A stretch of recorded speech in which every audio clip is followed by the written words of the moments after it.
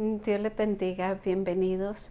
Hoy con una clase más, quiero recordarles antes de ir a la introducción sobre el código QR, donde ustedes con la cámara de su teléfono inteligente pueden escanear e ir a la serie completa. Hoy nuestra clase se llama Completa Restauración. Vamos a estar en el Salmo 51 con la experiencia de David. Este salmo fue escrito por David unos 1000 años antes de Cristo y es el testimonio de su restauración después de su pecado con Betsabé, de haber trazado él ingeniosamente la muerte de su esposo Urías Eteo. La historia completa la pueden leer en 2 de Samuel 12 del 1 al 15. En el mensaje que Dios le da al profeta Natán para David podemos ver que es más fácil condenar a otros que reconocer e ir a Dios con el pecado propio.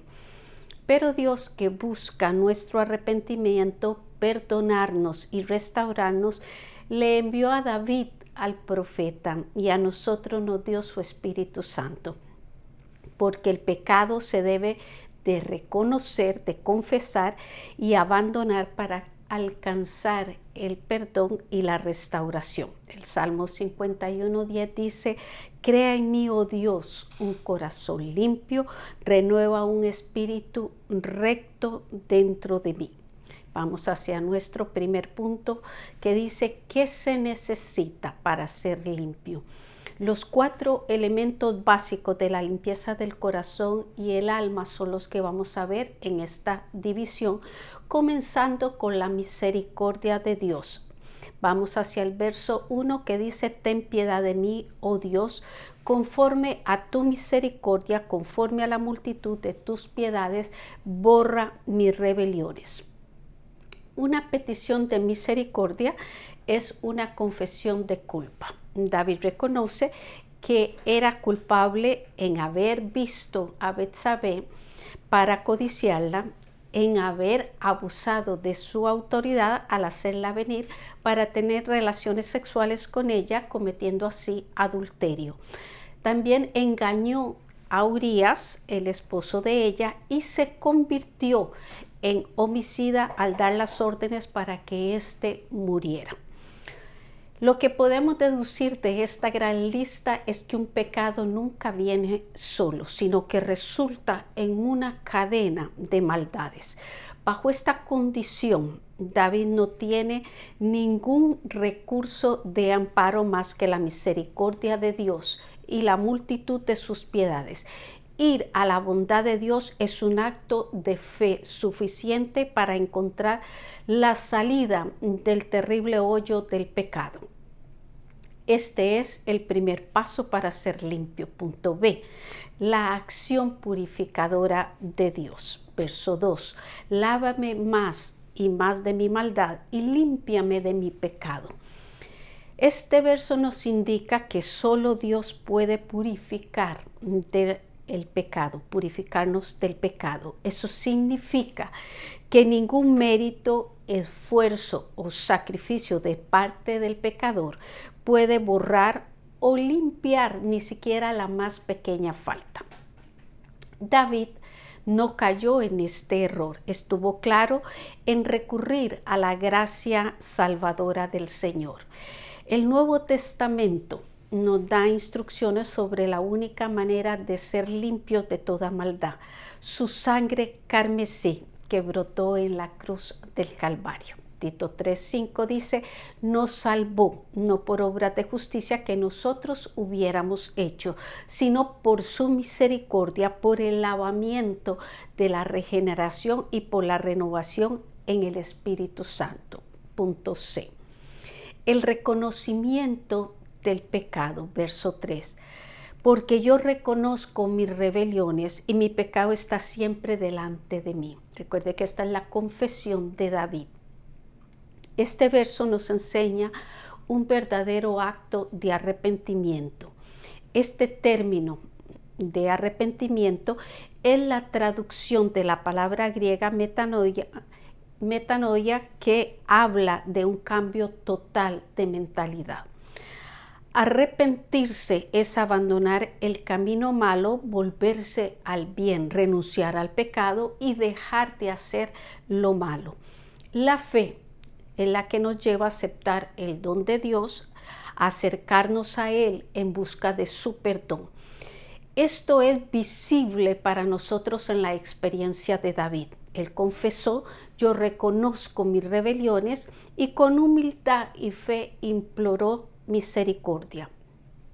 Un corazón arrepentido sabe aceptar su culpa, pero hay personas que no solo no la reconocen, sino que cuando alguien los confronta con su pecado, tratan de mentir o de culpar a otros por sus actos, como fue el caso de Adán y Eva. David dijo: mi pecado está siempre delante de mí. Cada individuo debe reconocer sus hechos y aceptar sus responsabilidades. Es una enseñanza bíblica. De otro modo, nadie puede ser restaurado. Punto D. Un acercamiento a Dios. Verso 4. Contra ti, solo he pecado y he hecho lo malo delante de tus ojos, para que sea reconocido justo en tu palabra y tenido por puro en tu juicio. David sabía que todo pecado era una ofensa a Dios, aunque la ofensa se le haya hecho a una persona. Cuando él dice contra ti solo he pecado, está reconociendo la santidad y la afrenta que hizo al nombre de Dios con sus hechos pecaminosos. Segunda de Samuel 12:14. Aun cuando su maldad se hubiera mantenido encubierta para los que lo rodeaban, él le confesó a Dios: he hecho lo malo delante de tus ojos. La base de su conocimiento no era solo su propia conciencia, sino la palabra revelada y la justicia propia de Dios. Por eso le declara: para que sea reconocido justo en tu palabra y tenido por puro en tu juicio. Resumimos. Si Dios es el que recibe directamente nuestras ofensas y sus ojos son su palabra y su juicio la base por la que seremos juzgados, entonces es a Él a quien todo el que cometa pecado debe ir en busca de su perdón. He llegado a mi primera pregunta, que dice: ¿cuáles son los 4 elementos básicos para la limpieza del corazón y el alma? Punto 2. Causas y tratamiento del pecado. La naturaleza humana, vamos a verla primero. Verso 5. He aquí en maldad, dijo David, he sido formado, y en pecado me concibió mi madre. Estas frases, que las vuelvo a repetir: en maldad he sido formado y en pecado me concibió mi madre, se usan en teología para referirse al pecado innato o al pecado heredado por Adán. David, sin negar la responsabilidad de su culpa, bajo la inspiración del Espíritu Santo, lo que hace es señalarnos el origen de las tendencias pecaminosas en el ser humano. El pecado de Adán fue heredado por su descendencia y transmitido a toda especie humana. Desde ese momento, las relaciones entre Dios y sus criaturas cambian de una forma radical. El único ser humano que estuvo exento de esta contaminación fue Jesús, y esto por haber sido engendrado por el Espíritu Santo en una virgen. Romanos 5:12, Pablo lo dice así: como el pecado entró en el mundo por un hombre, y por el pecado la muerte, así la muerte pasó a todos los hombres, por cuanto todos pecaron. Punto B. Las demandas divinas. Verso 6. He aquí, dice David, tú amas la verdad en lo íntimo y en lo secreto me has hecho comprender sabiduría. La verdad y la sabiduría son términos muy conocidos para expresar la piedad. A su vez, la piedad es un término que inspira por el amor a Dios, devoción a las cosas santas y por amor al prójimo, actos de amor y compasión con ellos. Dicho de otra forma, lo podemos decir así: la piedad es la devoción, el amor y la reverencia que alguien tenga en su interior por Dios, y a esto a la vez logra mantener el corazón de ese creyente puro, resultando en actos de amor, de justicia, de misericordia y compasión. Las demandas de Dios tienen que ver con la sinceridad del corazón. Punto C. La limpieza moral, física y espiritual. Verso 7 comenzamos diciendo: purifícame con hisopo y seré limpio. La obra purificadora del Señor en el corazón del ser humano se nos describe aquí con figuras y símbolos, como el hisopo, en hebreo esov, refiriéndose a un pequeño arbusto que crecía en el desierto. Lo usaban en los ritos de limpieza en el templo, lo que entonces la petición de David nos hace pensar es en un sacerdote con un cubo de agua limpia y un manojo de hisopo en su mano, realizando la ceremonia de limpieza. Continúo en el verso 7, dice: lávame y seré más blanco que la nieve. Veamos que tanto en el hisopo como ahora en lavarse, en ambos casos el elemento en común que tienen es el agua, esencial en las ceremonias de purificación del Antiguo Testamento. En el Nuevo Testamento viene a ser la sangre de Cristo la base para la limpieza del pecador. En la limpieza que imploraba David se considera: 1. El aspecto mental, una experiencia nueva y refrescante que produce gozo y alegría en lo profundo del corazón, nos dice el verso 8. También el aspecto físico, que continúa en el verso 8, dice: se recrearán los huesos que has abatido. Hay problemas mentales que se convierten en males físicos. A esto se le llama las enfermedades psicosomáticas. La tranquilidad del corazón se traduce en salud para el cuerpo físico. El tercero, que lo van a encontrar en el verso 9, es el aspecto espiritual, donde el salmista le suplica al Señor: esconde tu rostro de mis pecados, con lo cual le pide una nueva relación.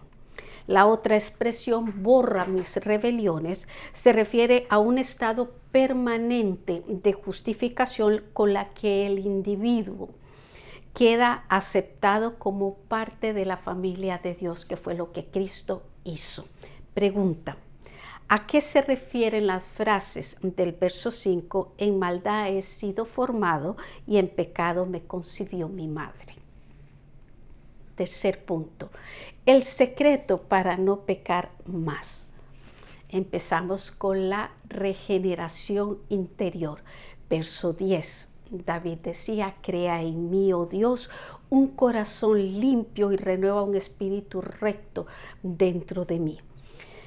Este verso es una de las porciones más claras y específicas del Antiguo Testamento sobre la doctrina de la regeneración. Este término viene de una expresión griega, hacer nacer, que da a entender el acto de impartir una nueva vida.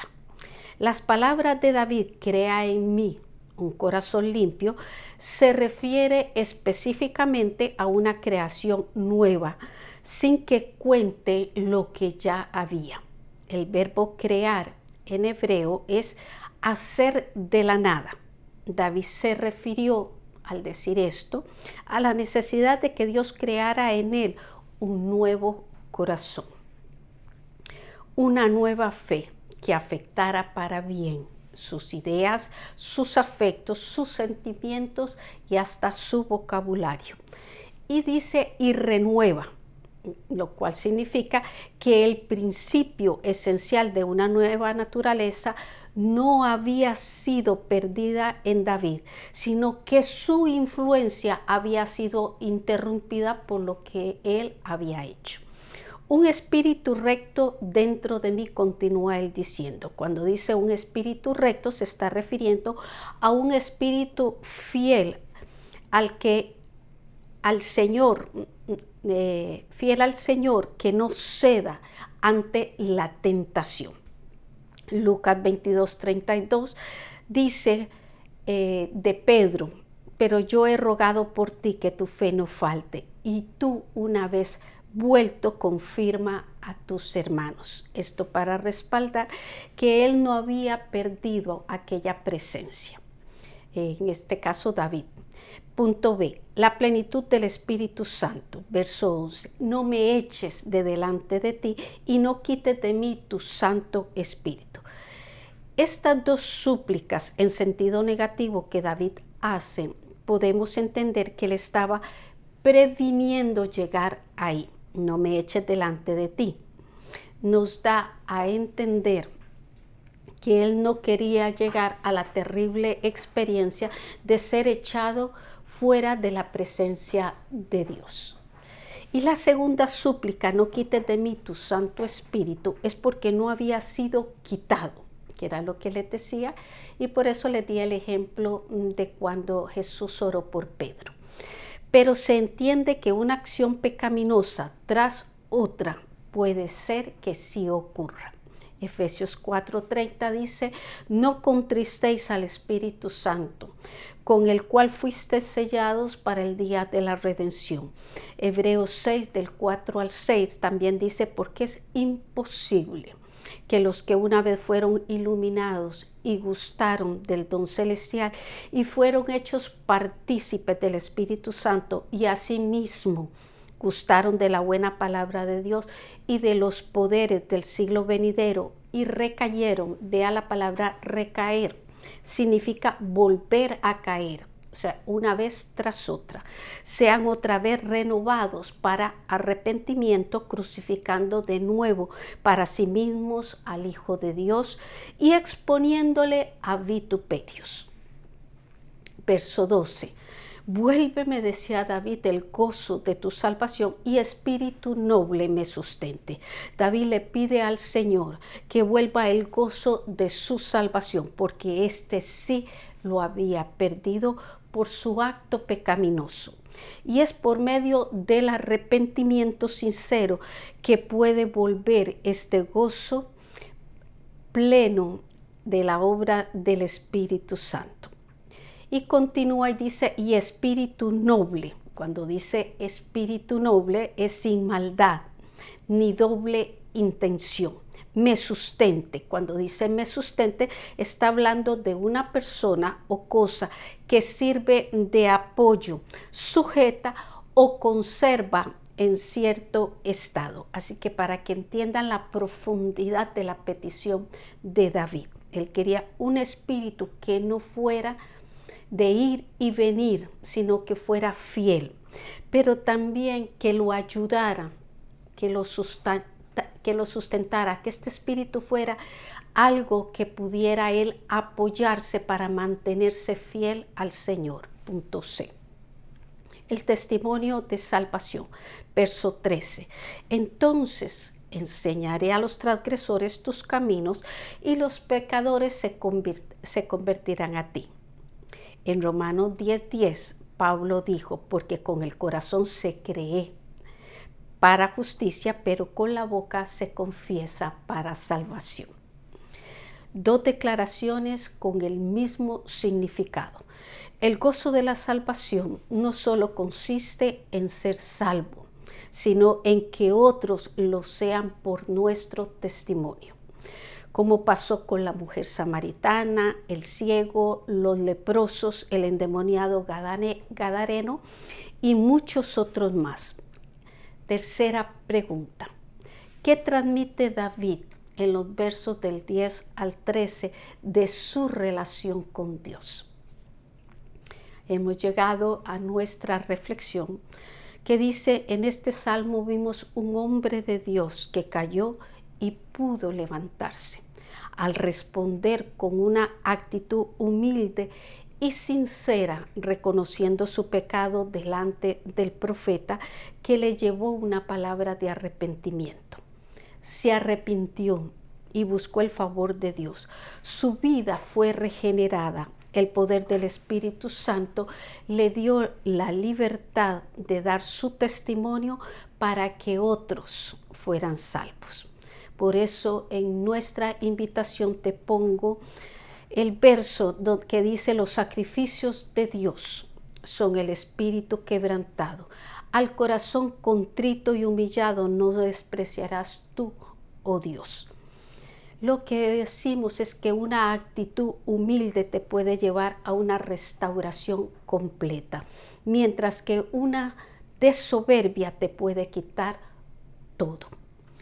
Los espero la próxima semana con un seguro contra todo riesgo.